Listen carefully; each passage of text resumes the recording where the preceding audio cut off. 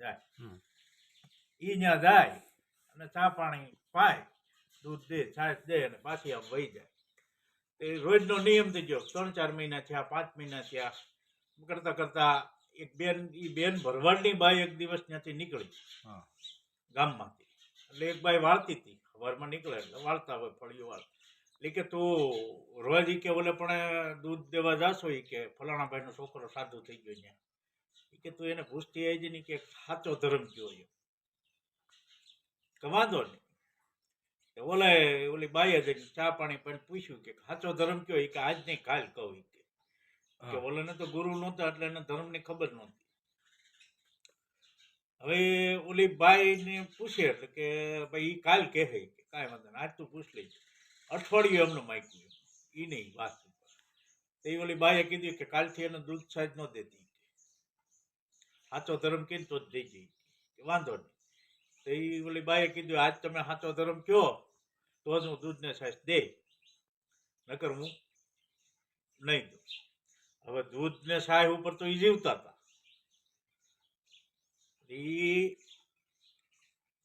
એને એમ થયું કાલથી તો આપણને મળશે નહીં, હવે આ ગામ મૂકી દઈએ કરીને પોતે ત્યાંથી નીકળ્યા ને એટલે એ હાલવા જ મળ્યો ને બરોબર 4, 4:30, 5 થયા ને એટલે એક જંગલની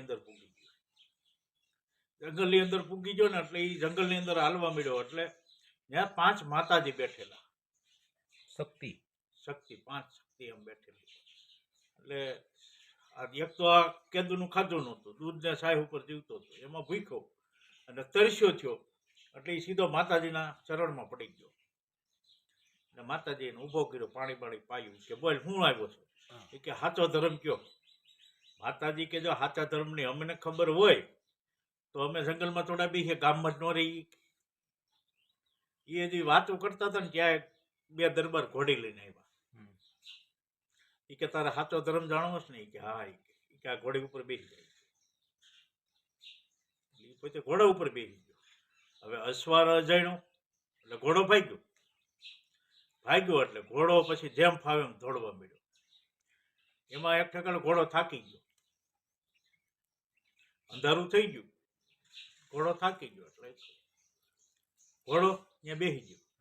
આ પોતે ત્યાં પડી ગયો, તો ભૂખ્યો તરસ્યો, પાણી ખાલી પીધું, એમનો પડી ગયો. હવે અંધારું થઈ ગયું, રાતના 7-8 વાગેલા. એ વખતે તો કેટલા વાગ્યા કોને ખબર છે, પણ એ 7-8 વાગ્યા હતા. એમાં ઉપર વોલો ને વોલી રહી ઝાડવા ઉપર. એને આ 2 પ્રાણીને જોયેલા, એક આ મનુષ્ય ને એક ઘોડાને. એટલે એવા પ્રાણીને જોઈએ એટલે વોલો ને વોલી વાતું કરે કે આજ આપણે આશરા 2 પ્રાણી પીડ્યા છે, કે ભૂખ્યા તરસ્યા છે, આપણેથી ખવાય નહીં, કે આપણો આશરા ધર્મ છે, આપણે એને કાંઈક ખવડાવવું જોઈએ, પણ આપણી પાસે કાંઈ છે નહીં અને આશરા ધર્મ આપણે પાળવો જોઈએ. અને ઓલાની આંખ ઉગડી ગઈ કે સાચો ધર્મ આશરા ધર્મ. એટલે પોતે ત્યાંથી પાછો ઘોડો ને 2 હાલીને જઈએ. દરબારને ઘોડો આપ્યો ને પોતે પોતાના ગામમાં દી ઉગ્યો ને ત્યાં ત્યાં પહોંચી ગયો. બીજે દિવસે ઓલી ભરવાડની બાઈ આવી એટલે એને દૂધને છાશ આપી. કીધું સાચો ધર્મ કયો? કે આશરા ધર્મ. ઓલી બાઈ દૂધ છાશ દઈને આવીને ઓલી બાઈને કીધું કે ભાઈ સાચો ધર્મ આશરા ધર્મ. હવે એની બાજુમાં એક ભાભુન ડોશી રહે, એને બાળ બસું નહીં. એ બેનની બાજુમાં એક ભાભુન ડોશી રહે, ને બાળ બસું નહીં, પણ 2-2.5 વીઘા જમીન એ ખેડી ખાય. એ ડોશીમાં એ સાંભળી જાય કે આશરા ધર્મ મોટો છે, કે આજથી આપણે આશરા ધર્મ પાળવું. તો નિયમ લીધું. એના ઘર ડોહાએ ના પાડી કે તું રહેવા દે, કે નહીં. એમાં 5-6 મહિના ગયા એટલે ચોરી કરવા નીકળ્યા.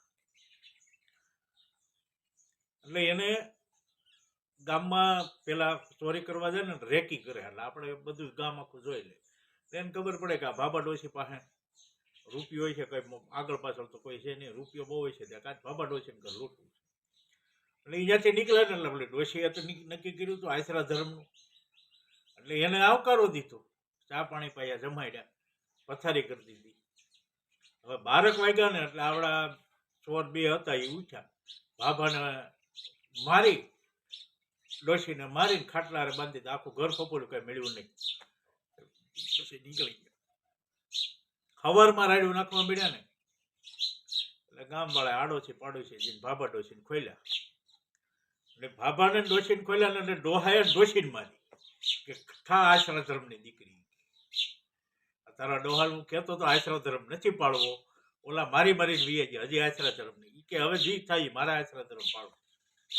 એટલે 5-6 મહિના પાછા થયા એટલે ખુદ ભગવાનને એને અહીંયા આવવું પડ્યું હતું આશરા ધર્મ નિભાવવા માટે. ભગવાન એને દીધું એ આશરા ધર્મ, મોટામાં મોટો ધર્મ. કોઈ પણ આશરો આપો, આશરા ધર્મ. આશરા ધર્મ. આપણી પાસે આશરો છે, માની લે કે તું જંગલની અંદર માલ છાપતો હોય અથવા તું ગમે ત્યાં ભાત લઈને વાડીએ ગયો હોય, આમ છે તેમ છે, તારે અહીંયા કોઈ ભૂખ્યું દર્શું આવ્યું હોય એને તું ખવડાવ્યો તો ચા પાણી પા, એ આશરા ધર્મ.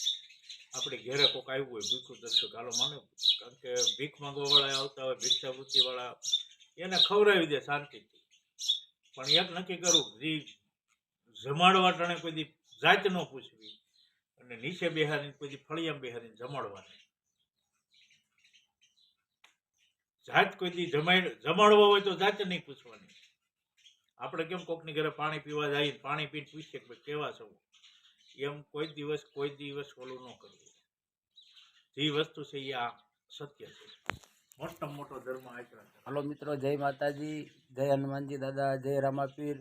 બાપુએ સરસ વાત કરી આશરા ધર્મની, કે મોટા મોટો ધર્મ કયો ધર્મ છે, કે આશરા ધર્મ છે, કે બીજાને મદદરૂપ થવું, કોઈને કોઈ ભૂખ્યાને જમાડવા, તરસ્યા હોય એને પાણી પાવું, કોઈ દુખિયા હોય એનાથી આપણાથી જે કાંઈ મદદ થાય એ મદદ કરવી, આ મોટામાં મોટો ધર્મ આશરા ધર્મ છે. જો આવી રીતે તમે મનુષ્યને સેવા કરશો તો એક દિવસ જરૂર તમારા આંગણે ભગવાન આવશે ને આવશે. જય માતાજી.